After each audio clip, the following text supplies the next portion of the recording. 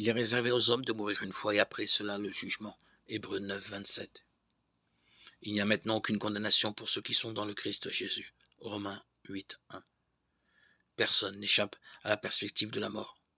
La Bible la définit très simplement comme le salaire du péché. Romains 6, 23. Elle nous apprend pourquoi tous les hommes passent par la mort, car tous ont péché. Elle précise aussi qu'après la mort vient le jugement. Dans ce sens, la mort nous approche comme un huissier qui vient nous remettre une assignation à comparaître devant un tribunal. Cette perspective ne devrait-elle pas nous inciter à nous mettre sans délai en règle avec Dieu? Car chacun a envers Dieu une dette si lourde qu'il ne peut la quitter. Cette dette, Jésus-Christ est venu la payer à notre place. Sur la croix, il a subi le jugement que je méritais. Si je crois à la valeur de son sacrifice, Dieu me fait grâce, quittance définitive que je pourrai présenter à l'huissier qui frappe à la porte.